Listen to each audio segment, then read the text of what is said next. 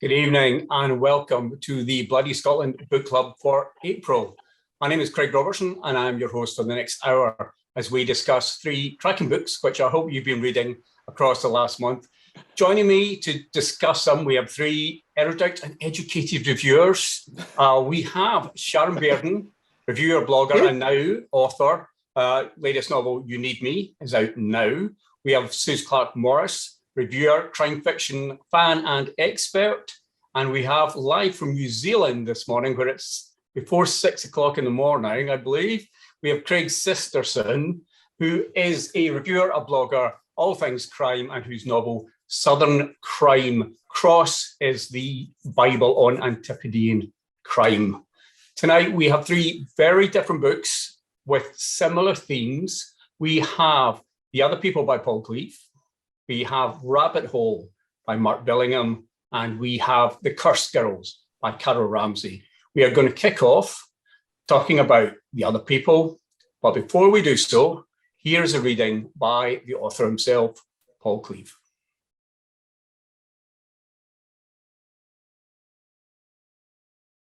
Hi, Bloody Scotland. I'm Paul Cleave, and I'm going to read to you the first half of the prologue for The Quiet People. The Quiet People is my latest book, and it's about a husband and wife crime writing duo who wake up one day to discover that their son has disappeared. And you'll notice I have to hold the book a little further away these days than what I normally would have. Prologue. Lucas Pittman has to hurry. They've already been here asking their questions. The two detectives, the woman with the muscly arms and the man who wore a nice suit that, if Lucas worked and saved for the next 10 years, he still wouldn't be able to afford. Of course, that math is based on prison wages. We used to take him a day of cleaning blood and shit off bathroom floors to scrape together only $1. He won't go back to jail. He can't. And he doesn't have to, if he's quick. The room under the house is marginally bigger than a prison cell. It has 4 cinder block walls and a concrete floor and a single well-hidden door. The police searched his house and never found it. And isn't that the point of a hidden room? To stay hidden? His dad sure as hell thought so. And if it weren't for the fact his father would sometimes chain him to the bed down there, along with others, even Lucas would never have known it existed.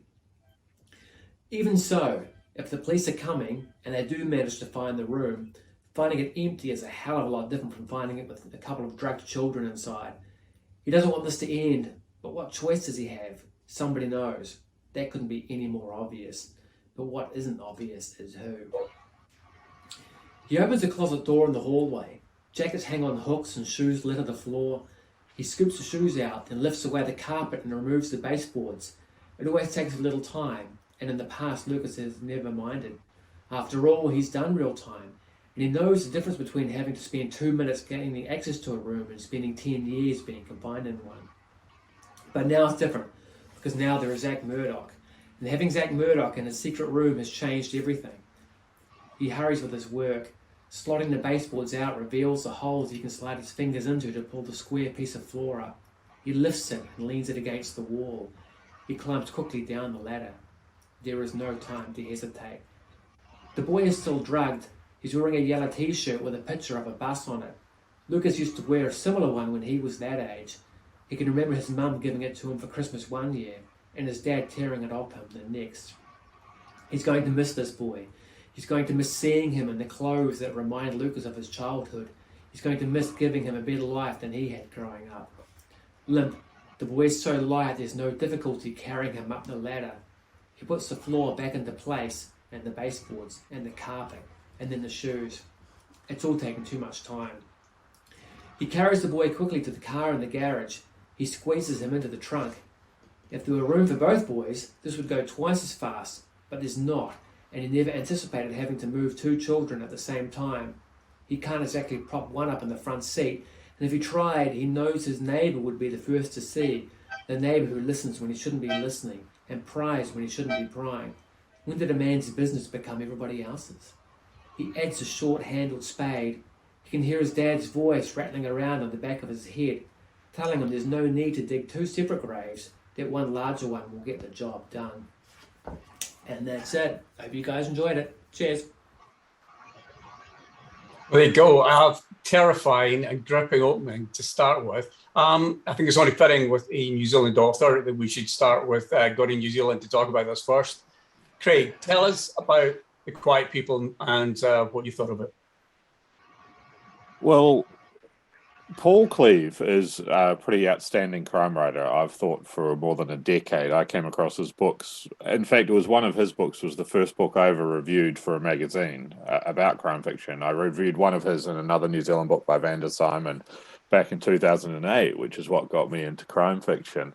So I've been a long-time reader of his and thoroughly enjoyed his entire bibliography. This is his 12th book, and although it's a standalone, there's some typical Paul Cleave traits in, because he never goes easy on his characters or his readers. Bad things happen to bad people and good people, innocent bystanders, cops, criminals. They're all put through the ringer. There are always consequences in Paul Cleave's books to all the actions. And he really kind of turns up the blowtorch on this one on a character who's a little bit of echo of himself. He's kind of Cameron and Lisa Murdoch are a husband and wife crime writing duo. They've had some international success. Paul's sold hundreds of thousands, a million copies in France and Germany, but then they're mid-list authors, so you change publishers. Sometimes you're popular, you're not. Your books are in stores or they're not. So that's all Paul's experienced himself all around the world, and also that idea of putting yourself in a room to kind of write, but then having a life outside. And it's really interesting how he kind of balances the kind of psychological thriller storyline of their kid who's very hard to handle goes missing, and they very quickly in the media spotlight go from victims to potential culprits, because as all of us often do at crime writing festivals, there's a dark sense of humor. You joke around, you're like, oh, we could get away with murder, we could fool the police, and Cameron and Lisa have said that over the years at festivals they've attended in New Zealand, around the world. So the media's pulling up videos of them saying, oh, we're smarter than the police, tongue in cheek, of course. The audience is laughing. The audience laughter gets edited out of the video that gets played on the news, and it looks like they're saying they can fool the cops, they could get away with murder. So it quickly goes spiraling into a horrendous situation. And the thing I really love about Paul's writing is that even though he takes us to really dark places, it never seems too much. It never seems gratuitous, because he's got this dark seam of humor, like a gallows humor, which I think New Zealanders and Scots people really enjoy, Irish and Australians as well. There's this kind of gallows humor or dark humor, and that kind of leavens it and stops it getting too bleak. That, and that his prose is very good. It's very zingy. There's like an energy or a crackle to his prose that just lifts it a little. If it was just kind of more average prose, it might kind of wear on you, some of the events, but he kind of, that and the humor, I think, balances it enough that he can take us by the hand into very dark places and we can still enjoy it and not kind of get too down or too bleak. But that's kind of my 2 cents to start off with. I'll leave it to you guys to share what you think. So, well, it does take us to some very dark places. Suze, what did you think of the book and of the dark places that Paul took us to?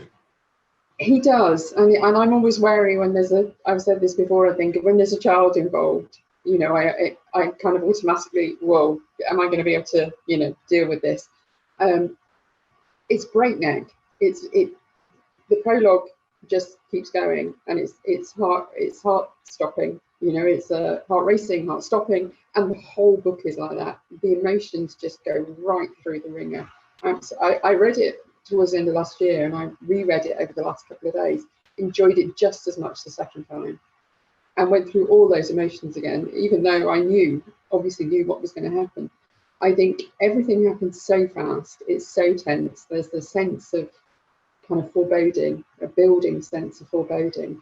And yeah, we go some really, really dark places that are quite uncomfortable. But as Craig says, the way it's written, it's not, you can deal with it. So yeah, I think it's a fabulous book. And I really liked that there was a study really on trial by media and people's tendency just to judge without knowing anything. Just often led by the media. But I think that's absolutely accurate, and heartbreaking, and makes this awful situation that Cameron and Lisa find themselves in so much worse. Yeah, I think we should definitely come back to the trial by media thing, because I think it's a whole part of the heart of the book.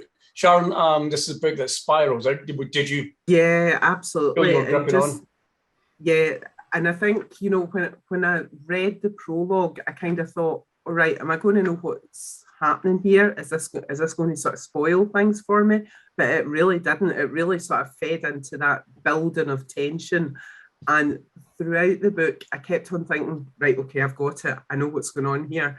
And it just pulled the wool from, you know, the rug from under my feet every time. But it was that, there was one scene in the book where the police turn up to take Cameron and Lisa away from the house, and that whole mob rule thing, you know, where the crowds were there. I won't give any spoilers away, but, you know, I thought that scene was so vivid in my head. You know, we've all seen it on TV with, you know, outside the court, where you've got a baying crowd calling for blood of whoever's in the security van. And that scene really, really stuck with me throughout. But like Suze, yeah, really, really dark places it took me to. I enjoy being taken to dark places when I'm reading. So, you know, I didn't have any issue with it. But yeah, it was a roller coaster read for sure. Yeah. We've already got some people commenting, saying that this book is now definitely on their to be read list. So it's a good reminder that if anyone's got any questions or comments, fire them in and we can discuss them and read them out as going along. Craig, we'll go back to you, because Cameron is the main narrator of the book, but we're never sure whether we're believing Cameron or not. And then Paul's obviously plays with our beliefs all the way along. Yeah, and I think the scene that Sharon talks about, which is partway through the book and is a very pivotal scene, is kind of emblematic of this book and Paul's writing in several of his books as he's kind of become more masterful over the course of his career. His early books are incredibly good. They're very raw and very good, and he's kind of honed and matured over his career as well. But one of the things I think he does exceptionally well is that the way he sets us up and delivers twists is that he'll often kind of say, I'm not going to do that twist you're expecting. I'm going to give you this information right at the start. So, you know, the prologue tells us a little about what's happened. So we think, oh, okay, someone has definitely taken the kid. So when the police and the media are thinking that, you know, the parents have done it, you're like, well, no, I know, I've read the prologue. But he's also, it's always different to what we think. It's like there's books I really like where you read the back cover blurb and kind of the initial story is kind of finished about halfway and then it takes you further and the second half. And Paul kind of does that in a number of ways, not just with the book as a whole, but in scenes. Like he gives us things that we've seen a little bit of either in real life on TV or in other crime novels. But then there's enough of just a little quarter turn or a little half turn that it's something completely fresh, and you kind of are almost more jolted by that than if it had been, as opposed to books sometimes where you go into expecting a big twist and are waiting for it all the time, you know, kind of thing. It's like he kind of just gets us, and I think it's the emotional hit. I think I said that at the start about him putting us and the characters through the ringer, is that I think that's the thing that I think really elevates his writing amongst a genre where we have so much good writing. And I think several of our favorite authors do this, is they don't just deliver exciting plot lines. And I've got to say this, I love this about your books too, Craig, is that you don't just give us exciting plot lines, but you make us care about the characters and you kind of engage us emotionally, not just kind of brain twisty fun, you know, kind of thing, you know, the crossword. Well, I think from our point, from the writer's point of view, you've got to make readers care about it. So if they don't care about it, then the twists are just twists and it's a shock and that's gone. But what Paul does very well is make you invest in these characters. Suze, were you always on Cam's side, or did you have your doubts about what he was telling us?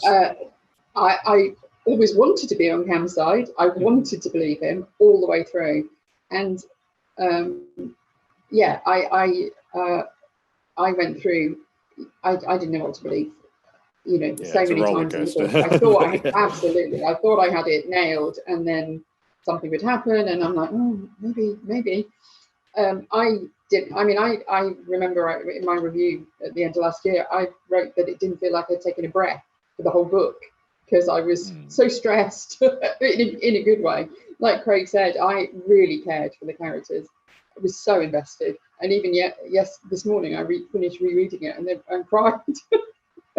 Sharon, do you, from a writer's point of view, I know that you do this, but when you're reading, do you resent when an author messes with your head, or do you like the fact that they can fool you and then fool you again? I love my head being messed with when I'm reading. Absolutely love it. Yeah. And I think that's what I really enjoyed about this book, how much it messed with your head, because it was a really emotional. As soon as a child's involved, the emotions, the stakes are raised right away. Cameron and Lisa, I went between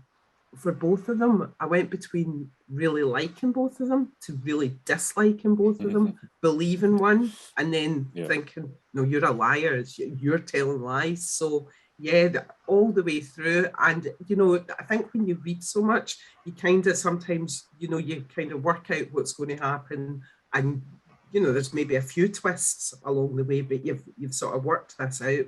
But no, he completely messed with my head. And it's and he's done it so well. It's the first of his books that I've read, and oh, you're so lucky! You've got so many good books to read. I know. I've read them all. I love that. I've read them all. I love that when you find it. You've got like 11 others that are great. Because I remember, I think the first time I seen him was at Bloody Scotland when you were interviewing him, Craig. And I remember thinking, I must read. And I think I've got a couple of his books there, but this is the cool thing about this new one that we're talking about, is that for the vagaries of international publishing, as we know, Paul's been hugely popular in France and Germany, available in America, but been kind of sporadically available in the UK. This one with The Quiet People, because it's come out from Arenda Books, everyone can get it. Anyone who wants to get it in whatever format can find it and get it. And you've kind of got to dig out some of the others because they haven't always been available on the ground in the UK, which has been frustrating. They've been in other countries, but just not so much here, or they've been harder to find. Whereas this one, Arenda, you can get it bookshops, online, audio, whatever you want, kind of thing. So, coming back to the social media thing, I think it's something that Paul did really well in this book. Is he caught that really dangerous wave that the social media can do, and how it can turn people against a couple in this case. And we've seen real life examples of it. Suze, you mentioned it earlier. How did you feel that was handled? I thought it was handled brilliantly, and I think it says a lot about people's general, tendency. We all judge. We do. I mean, you do. We watch news reports, and we are informed by what we hear, and make a judgment. And that's exactly what happens here. And the pivotal scene that we mentioned earlier, that is a result of media, and it's frightening. It's frightening, and how quick it can happen and spread. Yeah. And I thought he had it spot on, because you can just see that happening, especially when there's a child and there's parents and there's stories that they can't quite match it all up. People are going to think that, and with just the speed in which that spreads is frightening, but I think probably very realistic. It's very realistic, and it's something that couldn't have happened 10 years ago. Social media has developed to an extent that it can now be electrifying. Sharon, it's a theme that goes through all three books this evening. It's this question of who to believe, who not to believe in a world of misinformation. How did you think that added to this book? Misinformation all over the place. It was just like pages of misinformation, because you really were, my head was spinning by the end of it, halfway through it. I kept on putting it down, thinking, I've got this. I'm putting it down. I'm having a break. I've got it. But he'd done it so cleverly, because it's almost like he takes you and he dangles you there, and you think, yep, I'm just reach out and I've got it. And then he drops you from a great height. Absolutely. But just going back to what Suze was saying about the social media, I just thought it really captured that whole cancel culture that we've got just now, where, if you're targeted by whoever on social media, your whole life's cancelled. And obviously as writers, it impacted on their lives as well. in terms of their publishing deals. So there was all that stuff going on in the background, which was really, was How did you feel? Because there was something that it got to me relentlessly through this, is that when Cam makes bad decisions, and he makes many, many bad decisions, and you're like, no, please don't do that. Yeah. And yet he goes and does it, and we're along with him. Craig, how did you feel when he was ready to, I wanted to hold the book back and just say, no, sit down and think for a minute. Yeah, I mean, there's that frustration with the character, but I also think Paul kind of creates it so you can kind of understand why he's doing it, even if you disagree. And I think that's the kind of the key balance for authors to find, is you don't want the reader to feel that you've put the character in a situation because that's where the story needs to go. I think in the world that Cameron's in, you can very much see why he's made that decision, even if you go, dude, just don't, just don't, seriously, don't do that. But that's engaged. We're engaged. We care. We're emotionally engaged.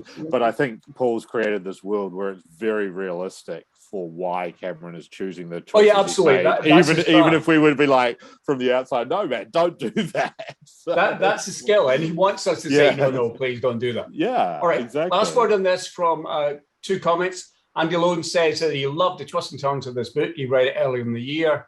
Irene Carefoot says that she read it in a day and a half, and she kept changing suspects. So I think it kept us all on our toes. And speaking as a crime writer married to another crime writer, yes, we would know how to kill someone and get away with it.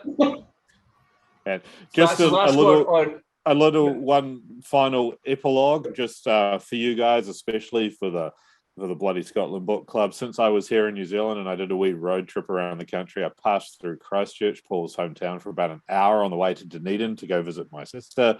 So if I can hold this up here, if I see, there you go. There's me and Paul holding the quiet people, exclusive for Bloody Scotland Book Club. You've got your reporter on the ground, half a world away. There you go.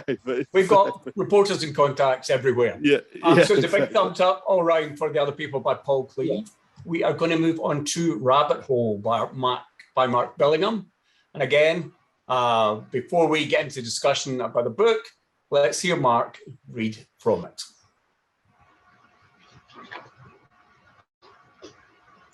Hello. I'm Mark Billingham, and I just want to say a few words about Rabbit Hole. It's a standalone novel. It's about a murder on a psychiatric ward, and Detective Sergeant Alice Armitage is on hand to try and solve the murder, the only problem being that she is also a patient. It's a very personal novel to me, due to the experience of a close friend and a close family member on such an acute psychiatric ward. I'm just going to read a short extract from it. It's narrated by Alice Armitage. He killed himself, didn't he? Donna wasn't asking a question. Most obvious explanation, Elle said. She was sitting on the end of my bed brushing her hair, wearing expensive pyjamas with embroidered stars on them that her parents had brought her from home. I don't think he's been awfully happy lately. Elle-Plate's lovely, but even if you discount the heroin and the flat earth stuff, she's not the sharpest tool in the box. How many people in here are happy? I asked. Well, yeah, but even less happy than usual. He topped himself, Donna said. Of course he has. How's he done that then? I stared around my room, a replica of the other 19 on the wall. A single bed and a grimy window behind a rip-proof curtain. A chair made deliberately heavy so nobody can throw it. A wardrobe with 3 shelves and nothing you can hang anything from, least of all yourself. Killing yourself in here is actually incredibly difficult, and you won't be surprised to hear that's because it's supposed to be. If you're deemed to be at risk, then they do tend to keep an eye on you like all the time. Plus, you're permanently denied anything you might be able to hurt yourself with. And even when you first come in, when you're getting the measure of the staff and the staff are getting the measure of you, they take away anything the class as risky. That first night, once I'd stopped wailing and try and kick whichever nurse was daft enough to get close, they took away all sorts. My trainers, lessons, right? My belt, okay. Nail scissors, fair enough. Tweezers, annoying. A bra with underwiring, taking the piss. They confiscate the phone too, and God knows how anyone's supposed to kill themselves with a Samsung. Maybe they're worried you might choke yourself with it, or call a hitman to come and do the job for you. But to be fair, unless there's some specific reason not to, they do give it back within a couple of days. I mean, thank Christ, right? If I wasn't allowed my phone, I think I might actually want to kill myself. So what do you think happened, Al? Elle asked. I didn't tell her what I thought because, to be honest, I was scared as much as anything. I was excited, don't get me wrong, all those professional instincts starting to kick in, but I was wary. Right then, with the body cooling just yards away, it was no more than a feeling, and I tried to steer clear of them with good reason. I said, I really don't know. It was a feeling that put me. Thank you. I hope you enjoy it.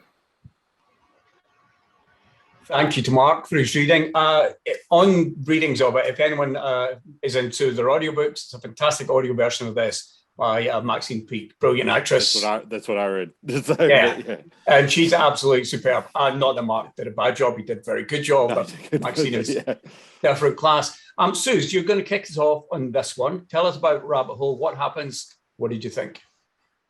Yeah, well, do you know, I don't know that I've read anything else quite like it, really. It was, we have another unreliable narrator.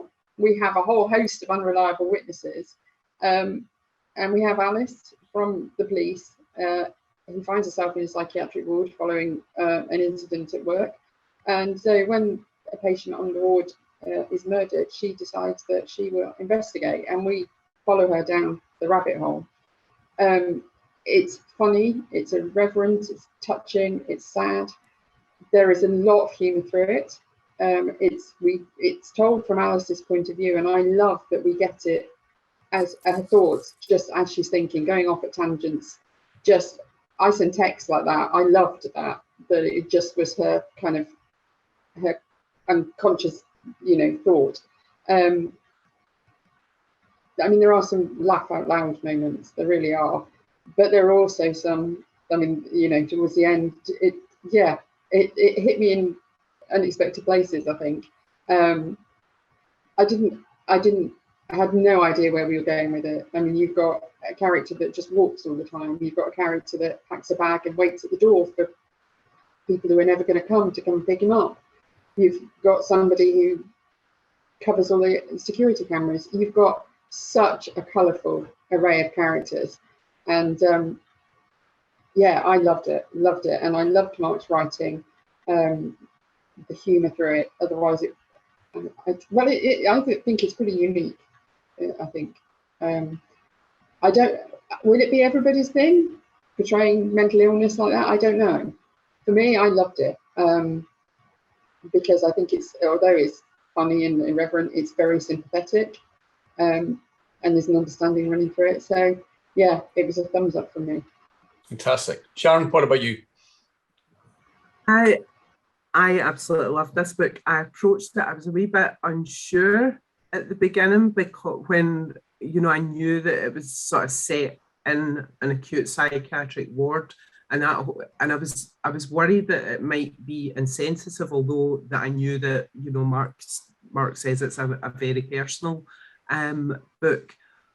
But I think because I'm going to say this, I spent a lot of time in and out psychiatric wards for my work, and I thought it was completely authentic, absolutely authentic. There is that dark humour amongst patients, amongst staff. There is that array of characters. The character who stood at the door with his bags packed all the time. I've seen that so many times, whether it's in a psychiatric ward or whether it's in a care home. And, there was times where I laughed really, really loudly reading it, but there was times where I wanted to break my heart as well. And it was really intense because you're in Alice's head throughout the whole book. It was such an intense read. You really felt you were Alice for that read. So although I thought I'm not quite sure that this is going to work, it absolutely worked for me. It was all that dark humour exists in mental health services. It's people's coping mechanism, whether you're living with mental health or whether you're working in it professionally. So yeah. Right. Brilliant. Craig, is it 3 out of 3 from you? What did you think? Oh yeah, I gave a double thumbs up for Maxine Peak's narration, because I read that one on audiobook, or listened to it on audiobook. I was doing some dawn walks here in New Zealand, getting up early, walking along the river in the countryside for a couple of hours every morning. And I listened to it over a few days, and she was just spot on. But it's double thumbs up for the book too. It's an outstanding book. I mean, I've loved Mark's writing for a long time, as Tom Thorne series, some of his other standalones, and I wasn't sure how I'd feel about this, like Sharon, like the kind of psychiatric hospital set up the psychiatric patient. I think it has so much promise, but in the hands of a lesser writer, it could go so badly wrong. And I had confidence in Mark. He's a fantastic writer, but you're never quite sure. You know, it's a very different thing. And, you know, there have been touches of other books, whether it's Shutter Island by Dennis Lehane and others, that have that kind of idea as well. But this is a very different book. But yeah, it's having talked about Paul Cleave just now. There's one of Paul's earlier books called Trust No One, which won some awards, and that's about an Alzheimer's patient who thinks he may have actually hurt women as opposed to just imagining in it. So I called him in a review the ultimate unreliable narrator, because he couldn't even trust himself whether he was telling the truth or not. And I think Alice takes this to perhaps an even further level of being a mental patient in a psychiatric hospital. There are so many things I loved about this book. Yeah, Maxine's narration was just nailed. Like, it was so good. I so enjoyed listening to it, and the way she put the different character voices. Alice's voice is so strong. Mark has created this incredibly strong narrative voice with this singular kind of character. The cast of characters is wonderful, provides humor and darkness. There's a lot of twists and turns, as you'd expect. Something else I really enjoyed is last year I had the opportunity to interview Dr. Gwen Adshead, who was a New Zealand-born forensic psychiatrist in Broadmoor. So I was interviewing her for a New Zealand magazine, and then later a large New Zealand newspaper. And she's been in Broadmoor and other psychiatric hospitals in Britain for kind of 30 plus years, and has dealt with the kind of people that people associate with Broadmoor and stuff, even though the vast majority of patients are more like we see in this book. And her book was, she had a book come out called The Devil Inside, and it was stories of about a dozen different patients, kind of fictionalized narratives of real life stories kind of thing. And a big part of her book was like busting the myths about mental health and what most of the patients are really like, and even the people who've hurt or killed people, what their day-to-day life is like. And that kind of monsterization we have in the media, and to an extent in crime fiction, of people with mental health issues. And so, having talked to Dr. Adshead about this and read some of her book, I think, like Sharon, is that Mark just absolutely nailed it, like the actual realities of what it's like. And he takes us into someone with PTSD and potentially several other disorders going on, and some of the other patients. And he does it in a very authentic, real way that shows us the realities of it, as opposed to the kind of high drama, as I say, monsterization was a term that Dr. Adshead often used. By the way, she'd be a fantastic guest for a crime festival. just putting it out there. She's amazing, kind of thing. How much she knows about this, and I think a lot of authors and readers would love to get her insights. Just saying, Bob, if you're listening. but no, I think that myth busting and monsterization, I love that Mark kind of did that, taking us to the realities. Exceptionally strong voice, great story. So. I think there's a common theme there, and I thought the same to the three of you. I mean, you love the premise, but you're also going, "Oh, this better be done right." And you're right, Craig. You said this in lesser hands. This could have gone badly wrong, but Mark's obviously done it in a very sensitive way. He's obviously done his research, but also he's hitting all the different emotions as well. How did we feel about it being so constantly and very funny? Because that could be on dangerous ground as well. Suze, how did you feel? The humour is obviously an integral part of it, or for Alice. Yeah, but I think in any situation like that, you know, an intense situation with police or, you know, service personnel, there has to be humour. There has to be that coping mechanism, and it just comes naturally in this. So it's not forced in any way. There's a really brilliant description of breakfast when Alice is listing what everybody has for breakfast alongside their meds, and it just, you know, it's and I loved, there's a reference in there when she's referring to the people on her ward, the Fleet ward fuck ups, my best friends, and every now and again, worst enemies, my tribe, my family, this wild and wet brain gang of giddy kippers I knock about with. And you're like, who wouldn't want a bunch of friends like that? You know, the humour, without the humour, it would have been a very, very different book and not nearly as readable and not nearly as real. Yeah, I feel that hugely, Sharon, because the humour throughout then allowed the punches to come and catch you unawares. The emotional punches really whacked you all the more. You didn't always see them coming. I think with a book that intense, there had to be that humour for the reader. You know, for the reader being in Alice's head for such a long time, there had to be that humour to, you know, to not lighten it up, because it's not lightening it up, because it's dark and it's not making light of mental health. And I think, you know, it might be an unpopular view. Very much like the fact that he didn't make all staff angelic. You know, this idea of people in the caring industry have got a halo around their heads, because that's not true. No. So I was really pleased to see that. Not saying people in the caring industry are all evil, but you know that they're not. People aren't all angelic. So it was good to see that sense of realism as yeah, well. people are people, and some of them are far from angelic. They're in the book. They're a long way from it. And what about Alice? Craig, you kicked off this. At what point did you believe her? At what point were you changing your mind on it, or were you always wondering? I was constantly curious, is probably the way. Both from, you know, it's hard when we're all such book nerds and we attend festivals and we're kind of perhaps different readers to a casual reader, that we're like, oh, what's the author doing to us? Yeah, you're kind of like analysing it from that perspective as well. Like, hey, what's Mark going to do here? You know, as well as Alice, you're kind of in the story in multiple ways. But no, I thought, yeah, exceptionally strong voice. I honestly didn't know where it would go, and I could see it going in several different directions, and I was curious as to which one it would end up. I personally felt the resolution, the denouement, whatever you want to call it, I really liked the way it went. I thought it was really well done. Other people may have different views about how they wished it had gone. But yeah, I honestly didn't know throughout. There were, you know, twists that I kind of thought might happen, and then there were other ones that caught me unawares, which is a lovely balance, you know, kind of thing.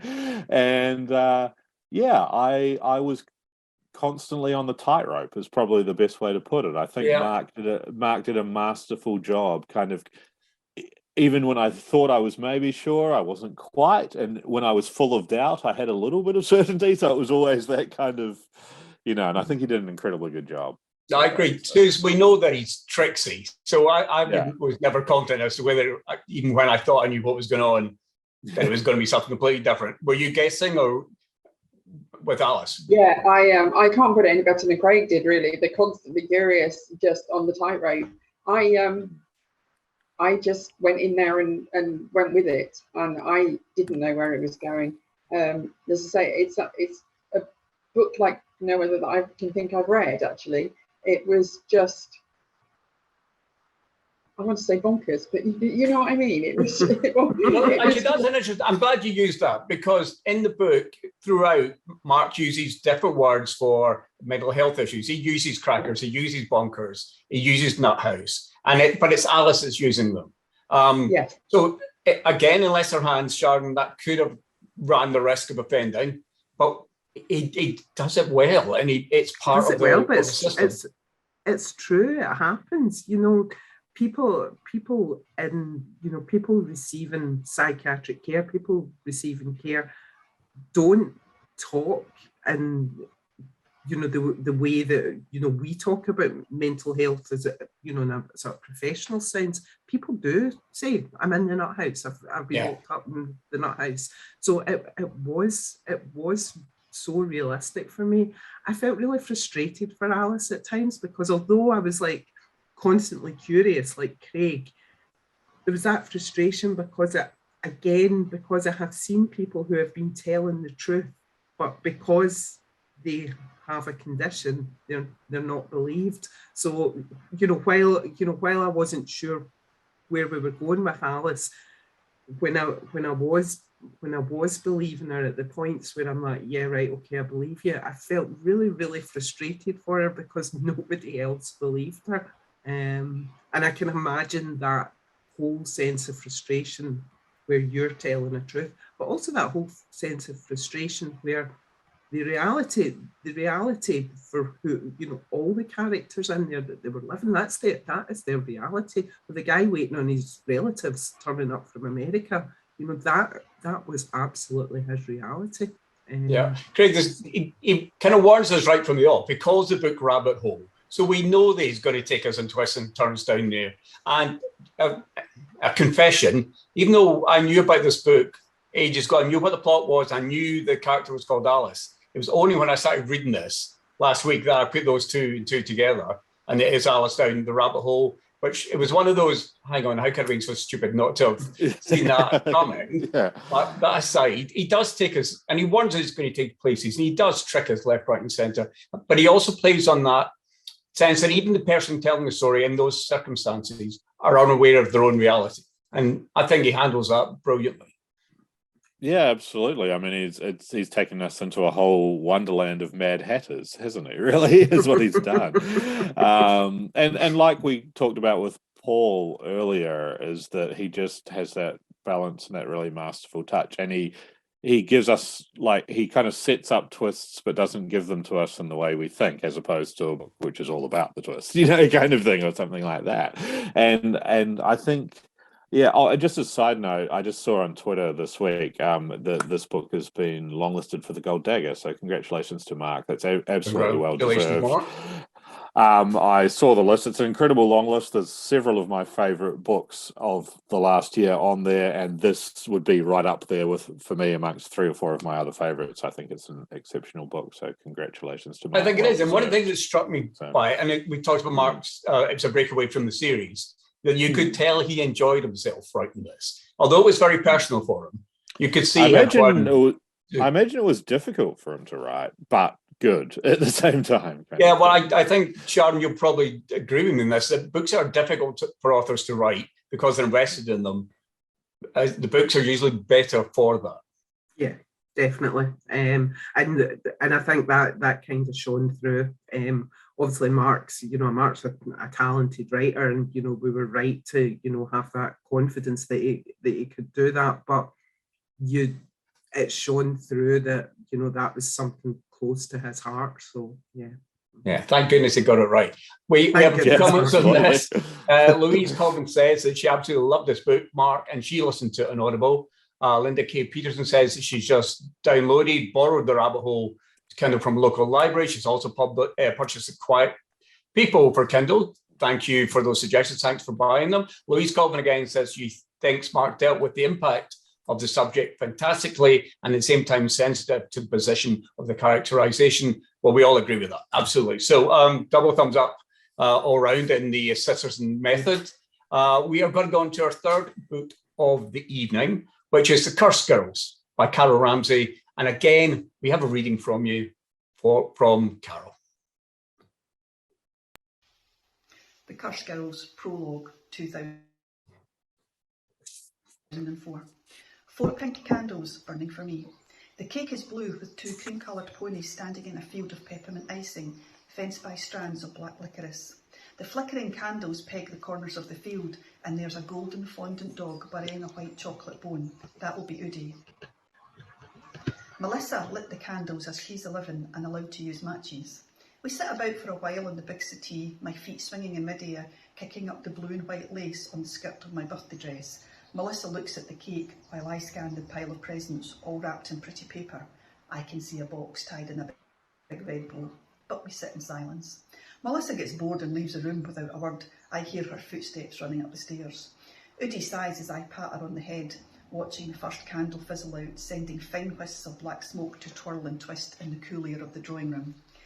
Half an hour ago, Mum and Dad had been bringing in presents. Papa came in with a handful of cards, now fanned out neatly on the arm of the sofa.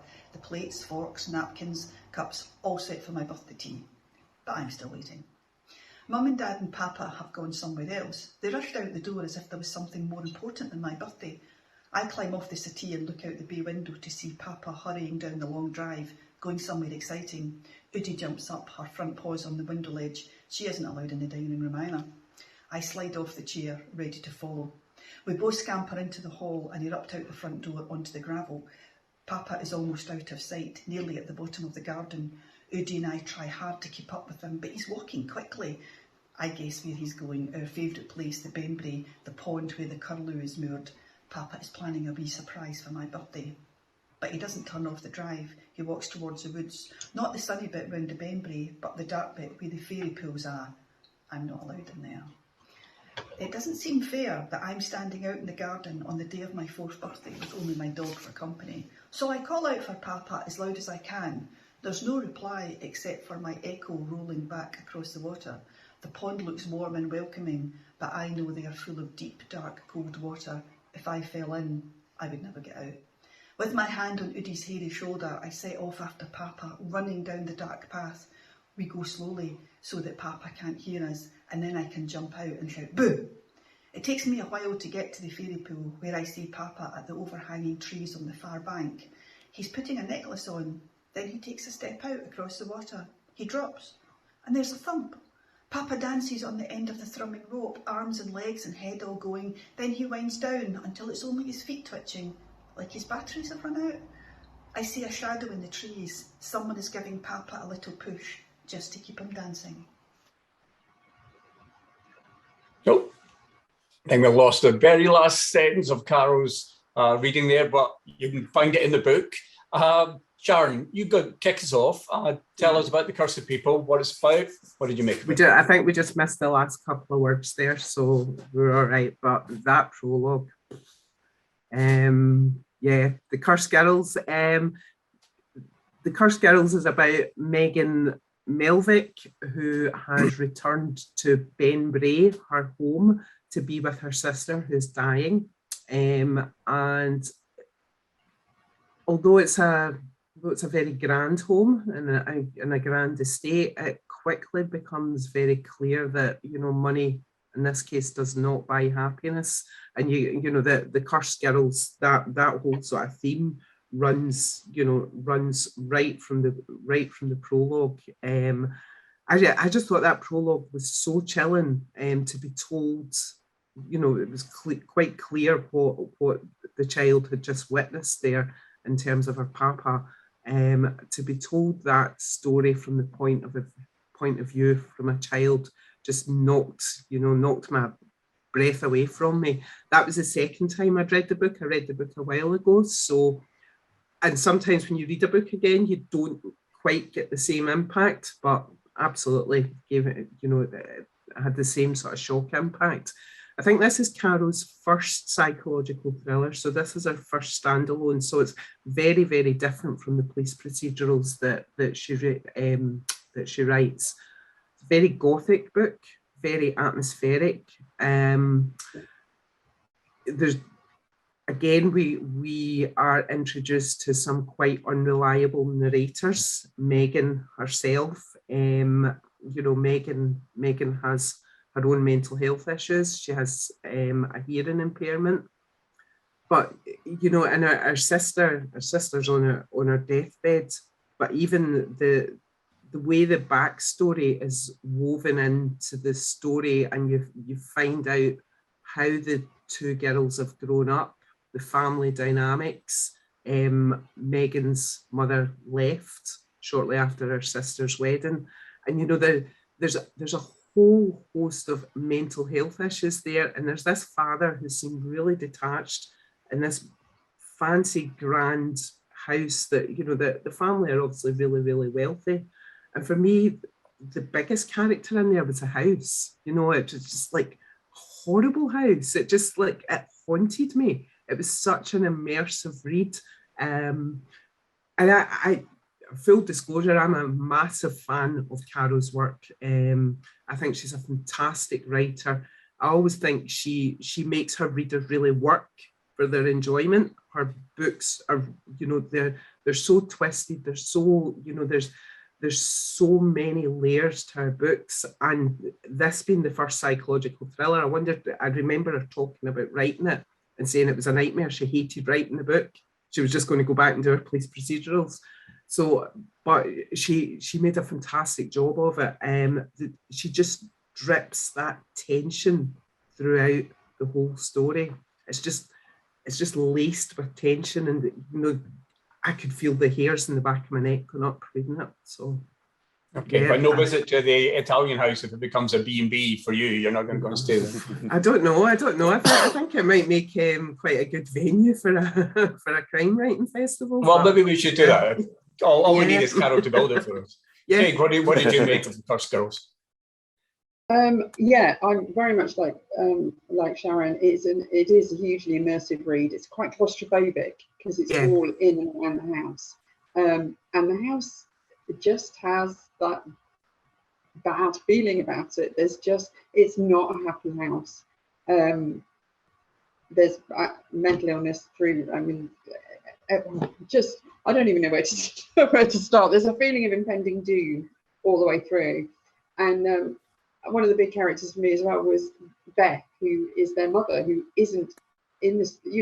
They are waiting to see for an event that will bring Beth back, having left, and that's woven in, and her backstory, and the girls and friends, and I liked the until recently I worked with deaf-blind people, so I really liked having a character with hearing impairment as a central character. I loved the way that she would take her hearing aids out just to be silent and be away from the hearing world. I thought that was really effective. But there is so much going on.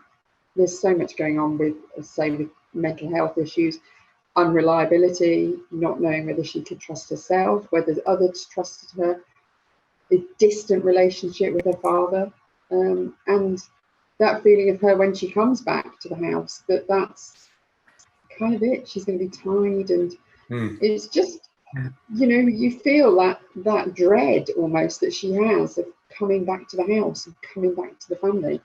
I loved it. Yeah, I think that sense of dread's brilliantly done. Craig, what did you make of this one? Yeah, I mean, I'd echo several of the things that Sharon and Suze said, is that sense of claustrophobia, that sense of impending doom or dread of something bad is going to happen, or something bad in the past has happened that we're going to find out more about as the story goes on, that kind of dual thing of now and then. And yeah, I've read several of Caro's police procedurals, the Anderson and Costello series set in Glasgow, and really enjoyed them. So this was a change up for her, and for me as a reader of her. And there's some nice touches in the same way we mentioned kind of Mark with the Alice in Wonderland thing. There's some little, touches. There's kind of a Christie-esque atmosphere a little bit, or a Ngaio Marsh-esque atmosphere, but also not just that, not just the Golden Age detective-y manor house of Ngaio Marsh or Agatha Christie. You've also got the kind of Rebecca de Mornay kind of Daphne du Maurier kind of Rebecca-esque kind of sense as well. Those gothic traditions of kind of the romance / psychological thriller / tense kind of suspense, rural suspense. So I've read a couple of books in the last few years, like Agnes Raverton's The Bird Tribunal or Test by Kirsten McDougall, that had they're different books to this, but they have that same kind of rural, almost cross-genre kind of gothic atmosphere, maybe a touch of something a little weird going on. I listened to the audiobook of this one again, also being here in New Zealand on my walks. It was read by Helen McAlpine, really strong kind of Scottish like narration and voice, which was really cool. That kind of immersed me there.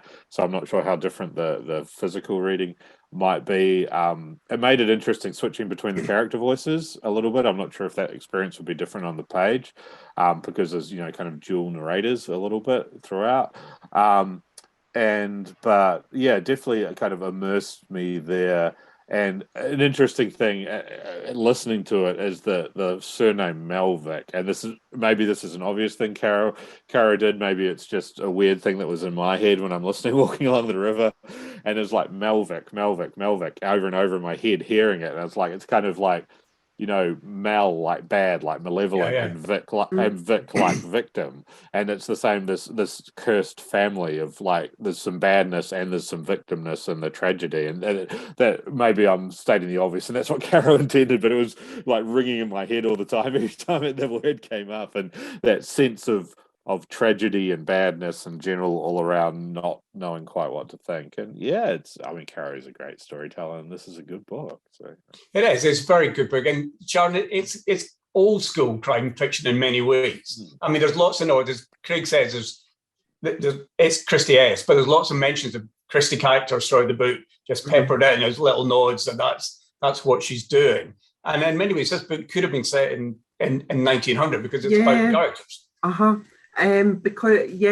Because although it's obviously not set then, there was that kind of old-fashioned feel about it, and even some of the scenery, some of the sort of backstory where they're describing Megan's sister's wedding. I think there's a scene at the wedding where there's a carousel, and sort of that made me think of something oldie worldy, that an old-fashioned fairgrounds taking place. But that scene itself, because I think Caro really mixed it up well, because it's not a fast-paced read, it's not a wham-bam read, it's it's that slow tension dripping.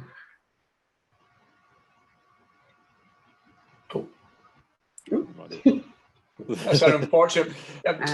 My dog is walking up and down the living room here. Please remove the dog. And I think my internet went unstable as well. So if I freeze, apologies. It's fine, you're back with us. I'm back. So it was really kind of frenetic at that point. There was the carousel and this impending doom. But she also brings in that humour like Mark did as well. There's that dry Scottish wit that Scottish crime writers do so well. Well, particularly in the character of Carla. I mean, Carla is sort of dripping with sarcasm. I suspect Carol didn't have to go too far to come up with some of those lines. But Suze, coming to you, the character. So we have the dual narration. Carla, who's, no spoilers, Carla is dead, and she's telling us in the past what happened, and Megan is doing it in the present. How did you? That was a huge part of the book. How did you feel that worked? Yeah, having Carla as a narrator as well was really, really interesting, and seeing the same event from two different viewpoints. I loved that. I loved Carla actually, because she was spiky and witty and feisty and would challenge authority, rated all men on their shaggability, and how big their wallet was. Great character, and so different from the kind of closed up Melvick family, so having her and Megan as friend, brilliant. Loved it. I thought it worked really well, although initially I was like, oh, okay, right, okay, but later on that becomes much more, that all kind of comes together, and we know why that's happening. Why we're talking, But and we're in spoiler territory now. We better back off that. Tread lightly. So really, really interesting way of telling the story. Similar thing to you, Craig, because this feeds back to the themes that go through all three books. Is that you get one of them, Megan, saying this is the situation, then Carol says no, it's like this, and those people are not how you treat them, and they're both. I think all three writers are showing how, depending who we listen to and depending what information we're getting in, we see a different world. Yeah, absolutely. I think there's a degree of unreliable narrator in all of them. And with the dual narrators in this, kind of, Caro makes it clear in a different way to how Mark and Paul did with the kind of more central narrator, but we're very clear we can't trust them from outside situations. But this, you have the two basically giving us, and like Sharon and Suze, I really loved the Carla character. I thought she brought an energy and a vitality to the book, and like you say, kind of offset or complemented, kind of, and gave you that contrast with the family, which just adds an extra layer, I think, as well, and it was really cool. And yeah, giving and in a different way, giving you that very clear. It's like, well, here's what you need to know, and then the other, well, actually, no, look at and I think that's really fun and interesting for us. And as I say, Carrie's a really good writer. I've enjoyed several of her books, and I think she handled it really well there. So. Yeah, I agree completely. We have one quote in this one from someone called Douglas Skelton, no idea who he is, but he says that this is his favourite of all of Carol's books. So we'll take that as the last word in this one. I think that's perfectly fair. We've come to the end of tonight's discussion about these books. And unfortunately, next month's book club will be on the 25th of May. Unfortunately, Abir Mukherjee, the devilishly debonair Abir Mukherjee, is going to host that night, but he can't be with us tonight. So I am going to tell you what the books are. I suspect they may appear on screen. And there you go, as if by magic. There we are. The books are Reptile Memoirs by Celia Ulstein. We have The Seeker by S.G. McLean and Anthrax Island by D.L. Danny Marshall. Abir's reviewers he's got a great lineup, not as good as I had tonight, to be fair, but it's still very good. Gordon McGee, Claire Mitchell QC, and Jackie Collins. And those are the three books that hopefully you will read over the next month. Read 1, 2, all three of them. Come back at 8 o'clock next month. So we're going to be an hour later, where it's a trial change of time to 8 p.m. You couldn't have done that today? I know. Well, no, we couldn't do it today because my pub quiz starts in 15 minutes. Fair enough. So I've got to do that. The sun is just starting to come up here in Nelson, so there we go in New Zealand. Huge thank you to everybody that's watched tonight. Particular thanks to Sharon, to Suze, and Craig for getting up virtually in the middle of the night to come and do this. You were all absolutely brilliant, as you promised you would be. Thank you so much. We'll see everybody next month. All right, everyone. Bye. Bye.